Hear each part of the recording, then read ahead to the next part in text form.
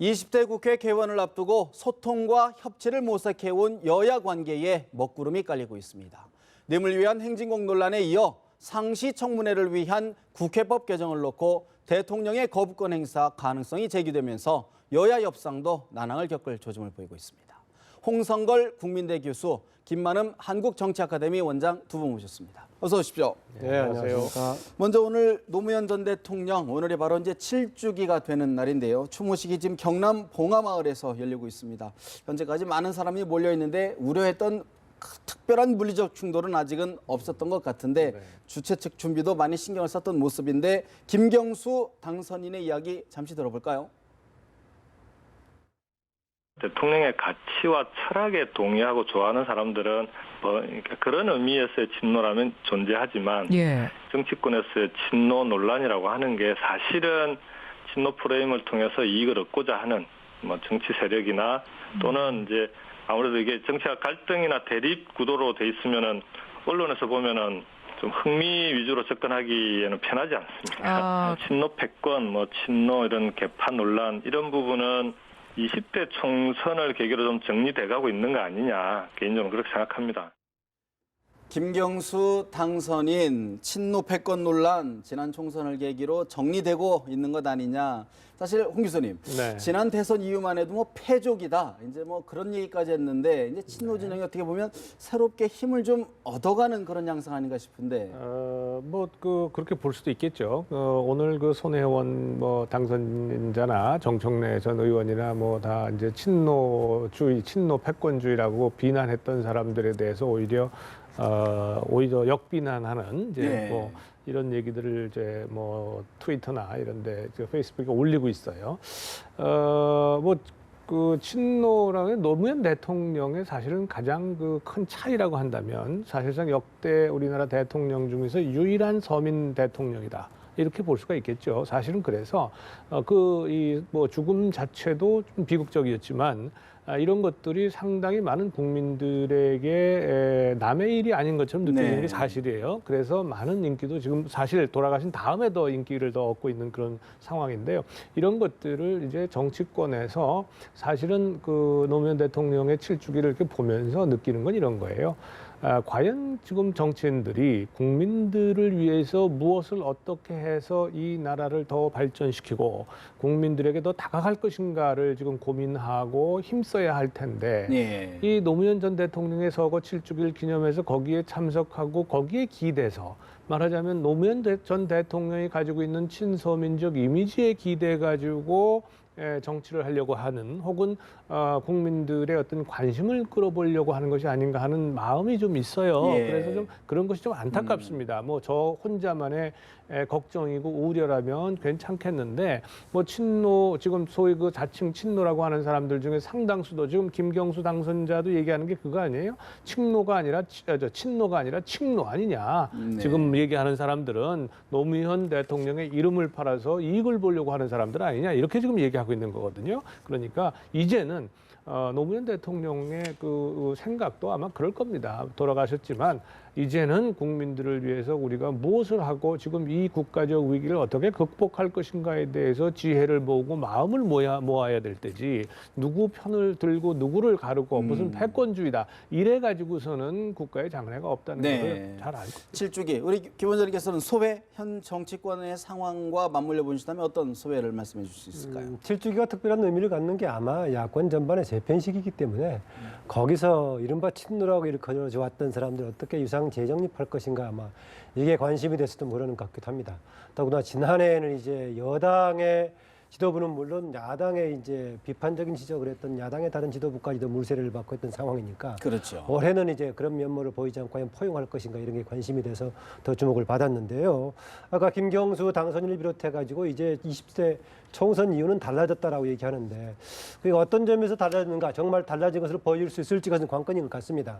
총선 전에는 굉장히 비난의 대상이 됐었죠. 친노 패권의 비난의 대상이 됐었는데 총선 이후라고 해서 그냥 기계적으로 거의 청산이 된 것인가?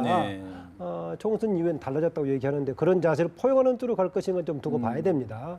아까 얘기했다시피 이제 오히려 역공으로 나오는 상황이라면은 똑같은 상황이 재현되고 있는 것이고요. 오히려 반성의 토대 위에서 그동안에 지적이 되어왔던 무슨 가치 독점적인 사고라든가 배타적인 태도를 극복하고 포용적인 태도를 보여주는 그런 자세로 간다면 이제 새로운 극복의 단계라고 볼 수 있겠죠. 특히 이제 부산 지역에서 5싹을 비롯해 가지고 영남 지역에서 다수가 당선돼 있기 때문에 더 기반을 많이 확보했다. 이런 점에서는 이제 노무현 대통령 계열 또는 이제 친노가 다시 한번 힘을 썼다라고 얘기할 수 있을 것인데요. 그러나 다른 한편 이런 점이 있습니다. 지금 더불어민주당을 그동안에는 사실상 이른바 친노라는 사람들이 당을 주도해 왔지 않습니까? 주도권 행사해 왔었는데 현재 생존하는 역량이 사실상은 상당 부분은 그쪽에 대해서 비판적인 시각을 가지고 있는 김종인 대표에 의존하고 있는 측면이 있고요. 또 다른 한편으로는 그 문제에 대해서 비판적으로 지적했던 제3당 국민의당이 존재하고 있는 상황이니까 과연 그동안에 지적돼 왔던 문제를 극복하면서 포용할 수 있느냐 과제로 남아있는 것이지 지금 당장 20대 총선 자체가 그 문제를 극복했다. 이렇게 단정할 상황은 아닙니다. 어떤 변화의 토대는 마련했다 이렇게 보십니까? 어떻게 방향을 잡느냐에 따라서 정말 포용하고 새로운 길로 갈 수도 있는 것이고 만약에 조금 더 부산 지역을 토대로 자리를 잡았다고 해서 다시 과거의 태도로 돌아간다면은 다시 현할 수 없는 거 아니겠습니까? 네. 아니, 우리 소위 말해서 친노의 그 친노 계열이라고 하는 의원이나 정치인들이 이번에 어떤 새로운 대안을 제시하고 희망과 비전을 제시해서 당선된 게 아니지 않습니까? 김종인 그 대표의 말하자면 혁신이나 이런 것으로 인해서 지금 자리를 잡고 당선된 경우가 많거든요. 이른바 우크릭 성향이요. 예. 네. 그래 놓고서 지금 이제 얘기를 이게 친노가 중심이 되고 주류가 됐다고 얘기를 한다면 그렇다면 그 같은 친노 계열에 있는 사람들 입장에서 볼 때도 지금 김경수 당선자도 그렇게 보는 거 아니에요? 비판적으로 보는 거거든요, 오히려. 네. 그래서 이거를 자꾸 이 노무현 전 대통령의 이미지를 가지고 정치를 하려고 생각하지 말고 이제 우리가 그러니까 친노 세력이라고 한다면 우리가 국민들을 위해서 무엇을 해줄 것인가? 국민들이 우리를 지금까지 이만큼 지켜주고 아껴줬다, 사랑해줬다. 그렇다면 우리가 무엇을 할 것인가를 가지고 고민을 하고 그렇게 해서 답을 내놓을 생각을 해야지. 자꾸 이제 뭐 노무현 대통령의 7주기가 되니까 그리고 당선이 좀 되니까 이게 다시 줄이고 패권이고 이렇게 생각한다면 이건 곤란하다는 거죠. 예. 그런데 또 사실 현실 정치에서는 지난 5.18 기념식 때는 사실 두 야당이 호남에서 경쟁을 했는데 이번 7주기 추모식에는 또 경남 지역에서 두 야당이 좀 경쟁하는 모습인데 김종인 대표, 안철수 대표의 이야기 잠시 들어보겠습니다. 기업 경영이 잘못되면은 시장 원리에 의해서 기업을 경영하는 사람들의 책임을 져야 되는 거 아니겠습니까? 일단 그 책임의 소재가 경영진, 특히 소유주 그 사람들에게 있는 거 아니에요? 그러니까 항상 우리가 이 구조조정으로 베일아웃, 밖에서 도와준다는 것만 생각하는데 이제는 그러한 식의 구조조정이 있을 수가 없고 이제 베일인 쪽으로 가서 그동안의 기업을 담당했던 사람들의 모든 책임을 갖다 져야 한다는 그런 측면에서 이해를 해줬습니다. 노 대통령은 시대에서의 나의 위치와 공동체에 대한 나의 소명을 깊이 고민한 지도자셨습니다. 기득권 정치에 도전을 시작한 분입니다. 지역주의에 대한 항거를 시작한 분입니다. 너나 없이 정치공학을 말할 때 바보의 정치를 시작한 분입니다. 소수 엘리트의 정치가 아니라 시민이 참여하는 정치의 중요성을 인식하고 그 실천을 시작한 분입니다. 노 대통령은 새 시대를 시작하고자 했습니다. 김종인 대표 오늘 이제 추도식에 참석하기 전에 대우조선해양을 방문해서 좀 전에 이야기 있었고요. 또 안철수 대표는 부산 상공회의소를 방문해서 이제 이러저런 이야기를 했는데 사실 관심은 이제 국민의당이 과연 PK 부산 경남 지역에서 어느 정도 확장할 것인가에 관심이 있는데 어떻게 보십니까? 예, PK 지역에서 확장 문제는 당장 선거가 있는 것이 아니기 때문에 의석으로 보여줄 수는 없는 거 아니겠습니까? 네. 그래서 아마 일정한 선의 지지를 유지할 수 있을 것인가 이게 관건이 될 겁니다. 아마 지난번에는 PK 지역을 제외한 대부분의 지역들에서 이제 상당수 이제 앞서는 부분이 있지 않았습니까? 그래서 그 지역에서 지지를 확보하는 것인데 오늘은 더구나 이제 서거 7주기이기 때문에 뭐 상대에 대해서 비판적인 지적을 하기는 어렵겠죠. 그래서 이런저런 얘기하는 김에 그 지역의 이제 경제 관련 문제를 일단 방문했는데요. 아까 나왔던 김종인 대표는 이번에 이제 부조조정 관련 문제에 대해서 이제 책임론을 얘기하고 있는 거죠. 예. 특히 이제 노동자들을 비롯한 여러 쪽에 같이 공동의 아픔을 공유하자면은 그동안의 기업 경영이 책임이 있는 대주주가 책임을 져야 된다는 얘기인데 더 확장되다 보니까 대우해양조선의 경우에는 엄청난 부채가 규모가 큰데 현재 지분을 산업은행이 가지고 있단 말이죠. 그러면 산업은행이 49% 지분을 가지고 있는데 만약에 대주주가 책임을 져야 된다면 그 부분에 대한 산업은행 책임은 어떻게 되느냐 상당히 좀 생각을 해볼 수 있는 겁니다. 그동안에 네. 되게 국책은행이 이제 그런 문제를 가지고 했을 경우에는 걱정을 안 하고 왔었죠. 책임이 굉장히 커도 국민 세금으로 해결해 버리니까 그 점에서 좀 적절한 지적이라고 봅니다. 아까 말씀하셨던 이제 경쟁 관계에서 당장 하는 문제보다는 어쨌든 간에 안철수 의원의 고향도 부산이다 해가지고 전국적인 지금 지지를 확보하려고 하는 것이니까 네. 이번의 경우에는 지난해처럼 혹시 이제 친노 문제에 대해서 비판적이었다고 해서 내부적으로 무슨 갈등을 겪거나 그런 모습은 아닌 것 같습니다. 아까 입장할 때 보니까는요, 김경수 당선인이 안철수 대표를 보호 비슷하고 같이 가더라고요. 어디로 하여튼 추모를 하는 날이니까 그런 평화로운 분위기로 보는 게 맞을 겁니다. 예, 뭐 아까 그 잠깐 뭐 보도를 보니까 안철수 대표 입장하는데 약간의 소란이 좀 있었다 그래요. 네, 뭐 그러니까 고성이 좀 있었고요. 네, 예, 그래서 이제 보호하러 뭐 하고 이렇게 모습을 취한 것인 것 같고 또 안철수 대표 입장에서는 그 노무현재단의 초청을 받아서 간 거기 때문에 굳이 뭐 경찰에 보호를 요청할 이유도 없었고요. 뭐 그런 것이고 지금 PK 문제, 부산 경남 지역에 대해서는요, 사실은 이번 총선을 통해서 부산 경남 지역에 대한 새누리당의 지역의 연고권이 상당히 무너질 가능성을 봤거든요. 네. 그러니까 국민의당이든 혹은 더불어민주당이건 간에 거기에 지금 구애를 안 할 수가 없는 거죠. 5석이 나왔죠. 예, 그래서 그것을 더욱더 넓혀가려고 하고 확장성의 가능성을 높이려고 하는 것이니까 뭐 저런 것은 다 뭐 당연하다고 저는 보고요. 정치적인 행보로서. 다만 그 김종인 대표가 대주주의 그 책임 문제를 얘기하면서 소각 문제, 주식의 소각 문제를 얘기했는데 사실은 그것 구조조정에 들어가게 되면은요, 부실 기업으로 돼서 이제 구조조정에 들어가게 되면 대주주 지분은 항상 저렇게 소각하는 것이 일반적입니다. 그러니까 지금까지 안 해왔던 것이 아니에요. 다만 대우조선해양액 같은 경우에 이미 부실화되어서 그것을 지금 산업은행이 49%를 가지고 있는, 또 안고 있는 상황이거든요. 그러니까 이제 이 부분에 대해서는 어떻게 할 것인가라고 하는 것은 채권단과 이것이 다 거기에서 이제 자발적으로 만약에 구조조정을 하게 될 경우에는 또 어느 정도의 이 면하기는 어렵죠. 다만 그 지분 자체가 국민의 지분이나 마찬가지이기 때문에 결국은 국민들이 책임을 분담하는 이런 모양새가 되는 거죠. 뭐 경영에도 노사가 좀 감독할 수 있는 경영에도 좀 참여를 했다 이런 말씀도 하셨더라고요. 그것을 이제 그게 쉽지를 않을 겁니다. 왜냐하면 그게 그 이론과 현실이 많이 다른데요.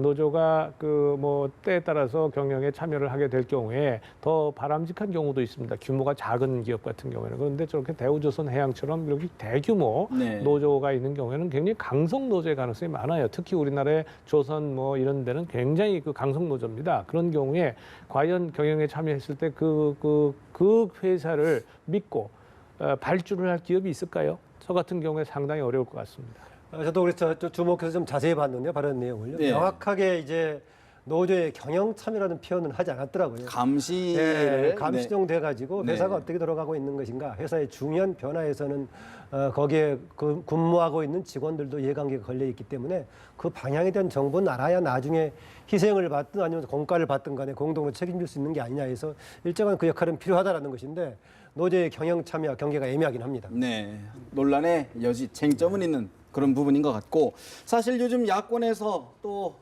한 주목이 되는 부분이 있는데 안희정 충남지사의 보폭이 좀 넓어지고 좀 빨라지는 것 같습니다. 안희정 지사의 이야기 잠시 먼저 들어볼까요? 저에게 많은 기대를 거시는 분들한테 저는 아직 불펜 투수 정도 될 겁니다 이렇게 말씀을 드렸었고 지금도 여전히 그 상태다. 그 열심히 몸을 만들고 연습하고 그리고 몸을 푸는 단계다. 안희정 지사 야권의 사실 어떻게 보면 잠룡이라고 이제 평가를 받고 있는데 몸을 풀고 있다. 본인 스스로 불펜 투수다. 이런 정도 얘기하고 있는데 어떤 의미로 좀 봐야 될까요? 그 야구를 아시는 분들은 잘 이해하시겠습니다만 불펜 투수라고 하는 게 몸을 풀고 있다가 팀이 위기에 빠져서 더 이상 주전 투수가 제 역할을 못할 때에 긴급히 투입이 되는 투수가 불펜 투수입니다. 그러니까 거기에 이제 안희정 지사가 비유를 한 거죠. 근데 이제 이것을 도하 언론에서 안희정 지사가 드디어 그 출마의 그 생각을 지금 표현했다. 이렇게 얘기를 하고 있는데 제가 판단하기에는 과거하고 별 차이는 없는 것 같습니다. 안희정 지사는 언제든 야권의 지금 현재 야권의 그 대안이 불투명해지거나 이럴 때 위험할 때에는 언제든지 그 투입될 수 있는 그런 잠재적 그 후보군 중에 하나였거든요. 예. 뭐 그런 점에서 별 차이가 없다. 다만 그것을 본인의 입으로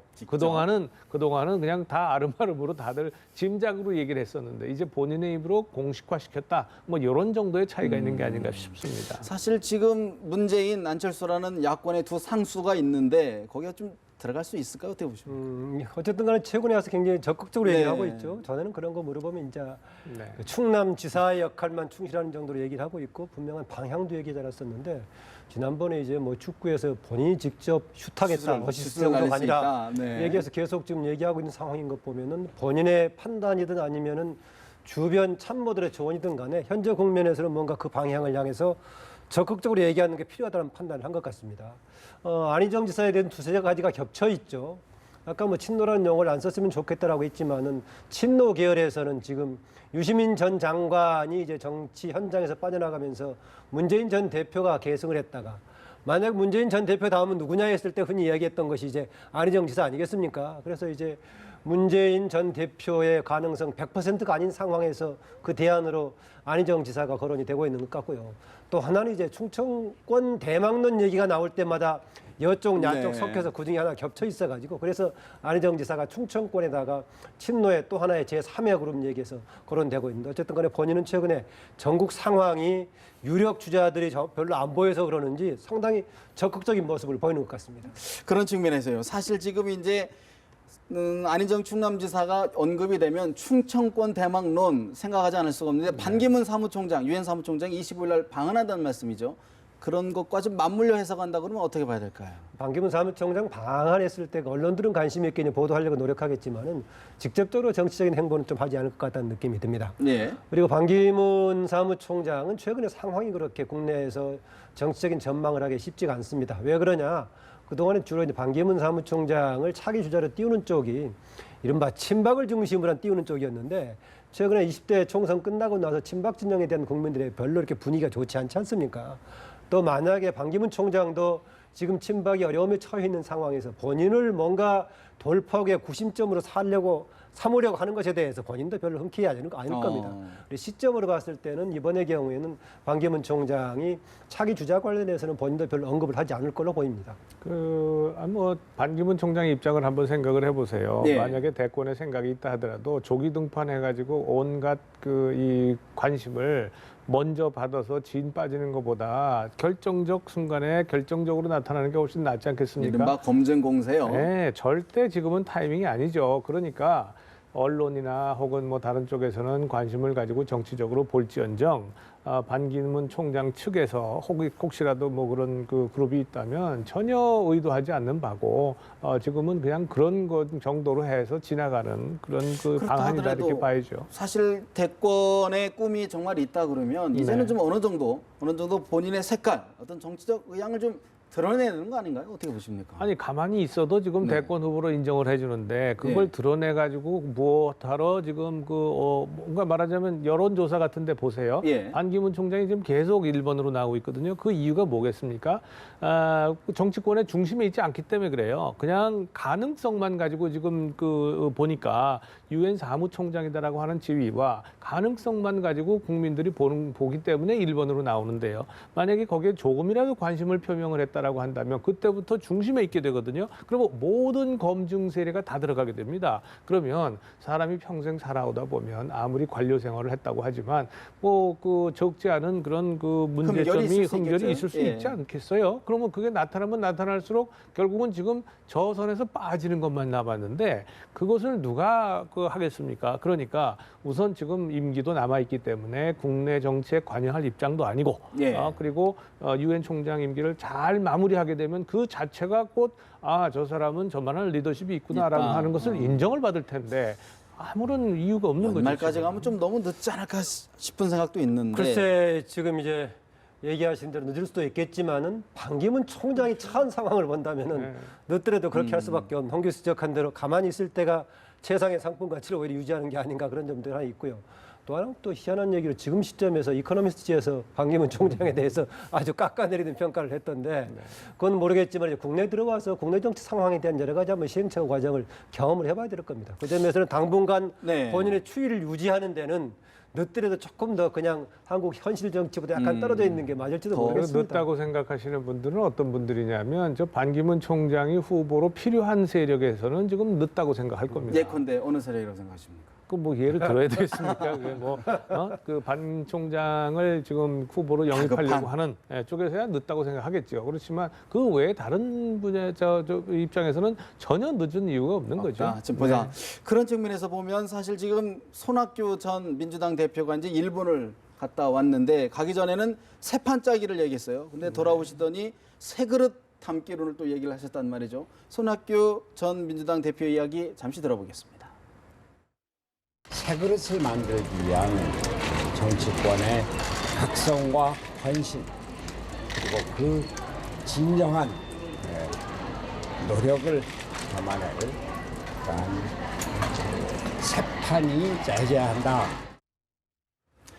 정치권의 새 판이 짜여져야 된다. 원장님 어떤 뜻일까요? 누구나 지금 새 판 짜여져야 된다는 것에 공감을 할 겁니다. 다만 이제 현재 정치권의 주요 3당들이 그 새 판의 한 축이라고 보느냐 아느냐 이게 볼 수 있겠죠. 만약에 현 정치권에 있는 주요 새 정당이 새 판 짜는 한 축이 될 수 있다면은 손학규 전 대표가 그쪽에 한 축에 가담하겠고 그것만 가지고는 새 판 짜는데 한계가 있다라고 한다면 또 제4의 새로운 축을 만들어서 기존의 새 축을 흔드는 역할을 할 것 같은데 어쨌든 간에 지난번 5.18 기념식에 참석할 때부터 본인은 거의 정치에 지금 전면으로 재기하는 게 아닌가 그런 느낌이 듭니다. 그리고 본인이 그동안 해왔던 말을 상당히 적극적으로 얘기하고 있고요. 그래서 저는 이미 손학규 대표는 새로운 정치의 생치를 재개하는 출발을 했다. 수순에 들어갔다. 그렇게 봐야 되는군요. 사실 또 새판 얘기뿐만 아니라 좀 개헌 얘기까지 하고 있단 말이죠. 네. 어떤 맥락으로 봐야 될까요? 뭐 개헌 얘기 또 전역이 있는 삶 얘기 뭐 이런 얘기들을 쭉 하고 있어요. 그러니까 지금 말씀하신 것처럼 분명하게 내가 정계에 복귀합니다라고 공개적으로 선언은 안 했는데 사실상 선언한 거하고 마찬가지의 행보를 보이고 있는 거죠. 그래서 결국은 그 지금 뭐 이렇게 된 그 상황. 이렇게 손학규 대표가 저렇게 새 판, 새 그릇 뭐 이런 것을 언급하고 나올 수 있게 된 상황을 누가 만들었느냐? 새누리당이 만든 거죠. 지금 총선 이후에 제대로 된 그 리더십 하나 갖추지 못하고 있지 않습니까? 그러고 한 달 이상을 지금 지나는 거예요. 그래서 손학규 대표가 보기에 보수 우파 진영 중에 특히 중도 우파에 해당하는 분들이 갈 곳이 없다라고 생각하는 것 같습니다. 그래서 이것을 담을 수 있는 그릇, 그것이 이제 지금 뭐 손 전 대표뿐만 아니라 정의와 의장도 사실은 지금 복귀하지 않고 친정인 새누리당에 복귀하지 않고 새로운 지금 정치 세력을 구상을 하고 있지 않겠어요? 이러한 가능성을 본 거죠. 그래서 결국은 뭐 이렇게 그 언론에서 친박이다 아니다라고 하는 얘기를 정진석 원내대표는 하지 말아달라 이렇게 지금 공개적으로 부탁을 했습니다만 어쨌든 새누리당의 지금 계파 갈등이 이제 도를 넘어서 새누리당이라고 하는 큰 그릇 속에서 도저히 이게 움직일 수가 없는 상태다라고 판단을 한 것 같습니다. 그래서 이제 새 그릇 얘기가 나오는 것이고 새판 얘기가 나오는 것인데요.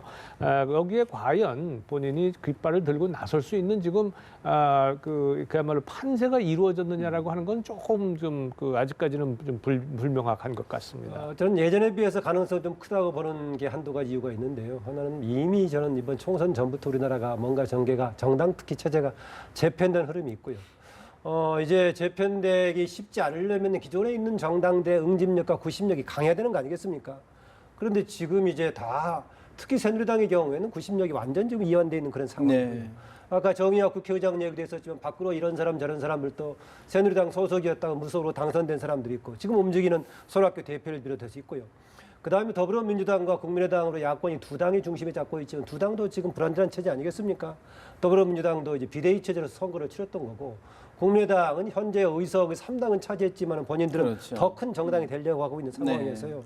좀 뭐 움직임은 분명한 것 같습니다. 원심력은 강할 수밖에 없고 기존 정당의 구심력은 약한 상황이다라는 거고요. 그런데 구조적으로는 분명히 그래요. 그런데 이제 문제는 이런 거죠. 다른 정당이나 다른 정치인들이 못하기 때문에 내가 나서야 된다라고 하는 지금 그런 논리밖에 없는 거예요. 어디서나 지금 우리가 볼 수 있는 건. 국민들은 그게 아니고 뭔가 누가 다른 정치를 하겠다, 새 판을 짜겠다 혹은 새 그릇을 만들겠다라고 한다면 그것이 뭔가 우리가 그 뭐냐 하는 명확한 그 비전이 있어야 되거든요. 지향점이 뭐냐? 지향점이 뭐고 그렇게 해서 우리가 어떤 정치 세력을 지지했을 때에 그렇다면 대한민국은 뭐가 어떻게 달라지는 거고 우리 이 소위 서민의 삶은 어떻게 달라질 수 있는 거고 이런 것이 보여야 되는데 그런 것이 없이 그저 기존의 정치 세력에 대한 반감이나 혹은 혐오감에 편승을 해서 예. 대신에 나를 지지해달라고 하는 식으로 내가 새 그릇이고 내가 새 판의 주인공이 돼야 되고라고 한다면 그것만 가지고서는 지금까지 기타 여러 정치 세력과 다를 바가 없다는 거죠. 그래서 홍 교수님 얘기에 공감하는데 저는 그래도 현재 활동할 만한 정치인 중에서는 손학규 전 대표가 비교적 국민들에게 그런 비전을 제시할 수 있는 능력을 가지고 있는 사람이다 생각을 가지고 있고요. 다만 그분이 또 이전에 야당의 대표를 맡았을 네. 때는 그런 역량을 발휘하지 못했거든요. 본인이 막상 그런 자리를 있을 때는 발휘하지 못했었는데 그냥 밖에서 있을 때 여러 가지 얘기를 하는 것 보면 그래도 현재 활동하는 정치인들 중 리더급 중에서는 비교적으로 좀 그런 비전을 할 만한 그래서 예. 사람들이 기대하고 있는 측면도 있다 생각이 들고요. 또 하나 이제 앞으로는 좀 여담 같습니다만은 그 유력 정치인들이 원외에 있을 때 네. 정치에 복귀하거나 활동하는 방식에 대해서 한번 구분해 보면 재밌을 것 같기도 합니다. 어떤 의미입니까? 어떤 사람들이 이제 보궐선거를 계기로 등장하면서 다시 정치를 재기하기도 하고요. 어떤 사람은 강연 정치 다니면서 이제 언론의 주목을 받기도 하는데 지금 이제 손학규 전 대표는 한때는 춘천 닭집에 있다가 지금 강진 이제 흑벽집에 있으면서 왔다 갔다 하면서 강연하는 방식이어서 나중에 몇 개 유형별로 한번 유배 정치. 정리해 보면 좀 재밌을 것 같기도 합니다. 그런 측면에서요. 사실 좀 같은 맥락이긴 한데 새누리당 정의화 의장 이제 무소속이죠. 정의화 의장의 이런 행복 지금 새 한국 비전 새로운 이제 정치 결사체를 만들려는 좀 시도를 하고 있다는 말이죠. 네. 흐름과 맥이 좀 다 있다고는 보이는데 힘이 될까요? 뭐 이게 다 아까 말씀드린 것처럼 저는 같은 현상이라고 보거든요. 지금 현재 기존의 정치판 혹은 정치 세력이 제대로 된 그런 비전이나 혹은 미래를 보여주지 못하고 있기 때문에 대안적인 정치 세력이 나올 수 있는 틈이 지금 만들어진 거고요. 거기에 노력으로 정의화 의장도 지금 하나의 정치 행보를 보이고 있는 거죠. 예. 근데 그것이 이 국민들에게 받아지려면 기존에 있는 정치 세력에 대한 반감만 가지고는 안 된다. 반대급부는 안 된다. 그렇죠. 뭔가 새로운 대안으로서 명실상부하게 국민들에게 인식이 될 수 있는 그런 그 계기가 있어야 되는 거죠. 그것을 그건 누가 만들어주는 게 아니에요. 본인이 만들어야 되는 것이고, 그건 정의화 의장도 마찬가지고, 손학규 전 대표도 마찬가지입니다. 누구든 새로운 그릇이나 새로운 대안으로 내가 부상을 하겠다라고 한다면, 그렇다면 분명하게 국민들을 위해서 무엇을 어떻게 할 것인가에 대해서 명확히 내놓고 그걸 가지고 승부를 걸어요. 그런 측면에서 정의화 의장이 국회 마지막 본회의 때 유승민 의원을 만났다는 거 아닙니까? 네. 독대를 했다고 그러는데 여러 가지 좀 해석이 나와요. 다양한 해석이 나오는데 어떤 맥락이 있을까요? 뭐 여러 가지 시도를 했겠죠. 정의화 국회의장으로서는 유승민 의원하고 같이 할 수 있다면 굉장히 서로가 힘이 된다고 판단을 했겠죠. 유승민 의원은 지난 20대 총선 과정이라든가 직후에도 자기는 새누리당으로 복귀하는 것을 원칙으로 삼고 있다고 얘기를 했었죠. 그런데 지금 워낙 새누리당이 상황이. 방향을 못 잡고 있으니까 다른 여지도 전혀 없는 것은 아니다라는 생각이 들고요. 또 하나 정의화 국회의장의 여러 가지 정책적인 또는 이념적인 스펙트럼이 손학규 전 대표라든가 이미 또 당을 만들고 있는 안철수 의원 진영하고 그렇게 멀지가 않아요. 비교적 근접해 있다는 생각이 들고요. 또 지금 정의화 국회의장 바로 주변에서 바로 도움을 주고 있는 지금 박형준 사무총장의 네, 경우도 예. 지금 참여하고 있는 거 아니겠습니까? 그렇습니다. 참여하고 있는데 지난번에 국민의당 출범할 때 박형준 사무총장도 참여하느니 마느니 오가는 얘기까지 있었고 하는 정도니까는요.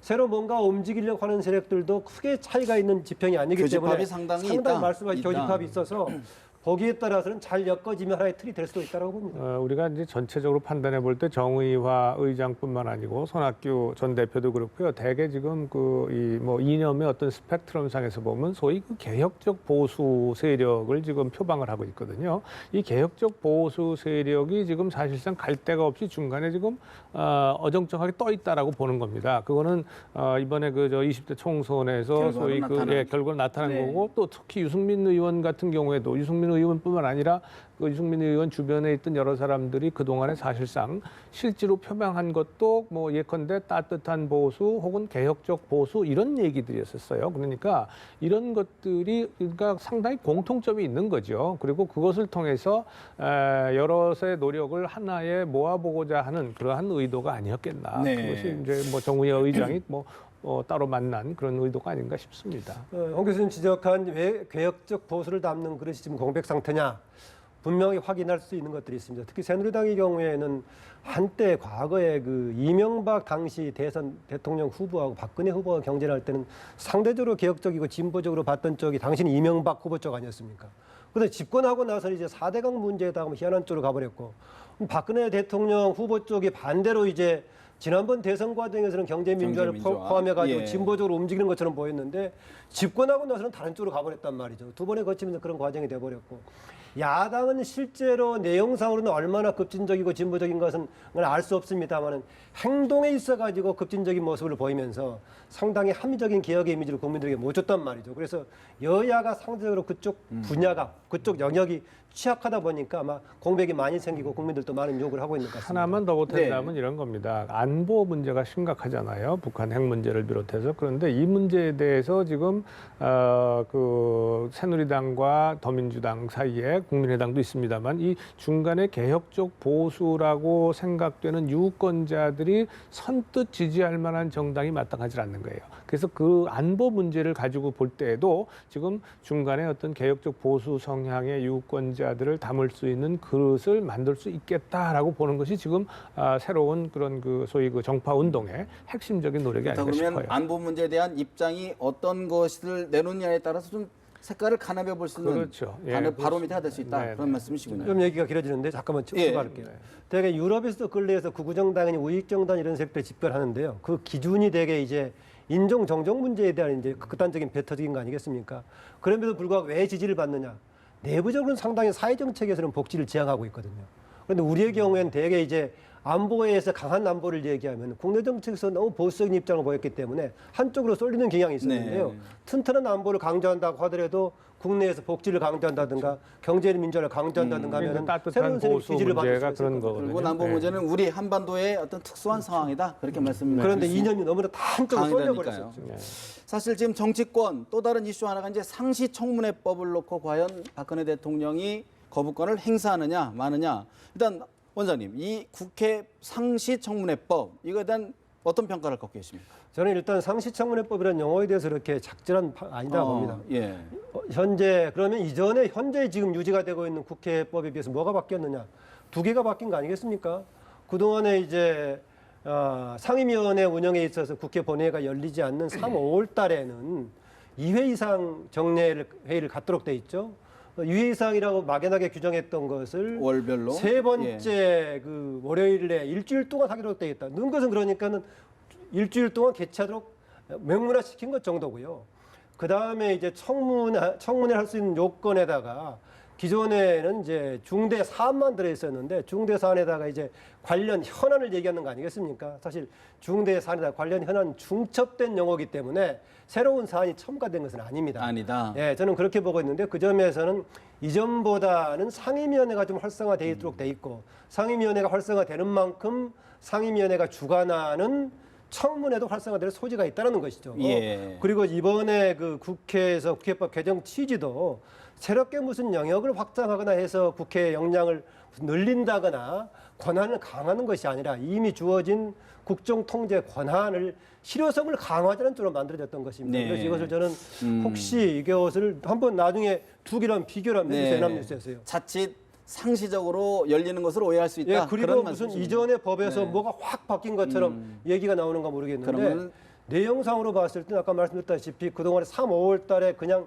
2회 이상 상임위 개최하도록 했던 것을 일주일간 하도록 분명하게 규명한 정도고 용어상에 조금 더 관련 과장된 측면이. 현안 정도를 추가했던 정도다라고 봐서 저는 이 문제의 경우에는 청와대가 상임위원회가 활성화되는 것에 대해서 문제의식이 있다라고 본다면 거부권 행사도 괜찮습니다.